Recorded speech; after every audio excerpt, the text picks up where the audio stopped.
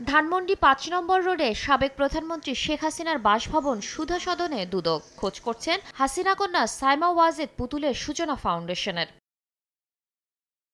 দুদক বলছে, সূচনা ফাউন্ডেশনের ঠিকানায় উল্লেখ ছিল সুধা সদনের নাম। এছাড়া বেশ কয়েকটি স্থানের কথা বলা হলেও মেলেনি হদিস। নিবন্ধনটি ঠিক রয়েছে কিনা, তারা আসলেই বাসাকে ব্যবহার করে অফিস হিসাবে ব্যবহার করে অন্য কোনো কার্যক্রম চলতেছে কিনা, সেই বিষয়গুলো আমরা এখন বিস্তারিত যাচাই করতেছি। ২০১৪ সালে অটিজম শিশুদের মান উন্নয়নে পুতুলের নেতৃত্বে প্রতিষ্ঠিত হয় সূচনা ফাউন্ডেশন। দুদকের অভিযোগ, ক্ষমতার প্রভাব খাটিয়ে জোরপূর্বক ফাউন্ডেশনের সদস্য করা ও অনুদান দিতে বাধ্য করতেন তিনি। এমনকি প্রতিষ্ঠানের অনুকূলে দান করা অর্থের উপর বছর পর বছর আয়কর মওকুফ করত জাতীয় রাজস্ব বোর্ড। এনবিআর থেকে একটা এসআরও জারি করে তাদের যে কর থেকে অব্যাহতি দেওয়ার যে একটা বিষয় ছিল, সেটা আমরা তথ্য উদ্ধারণ করতে এখন আমরা এনবিআর এর দিকে যাব।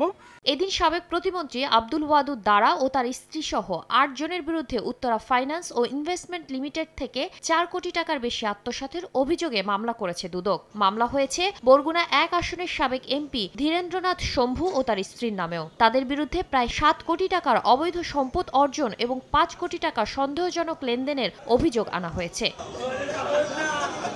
শাতিলা শারমিন, সময় সংবাদ, ঢাকা।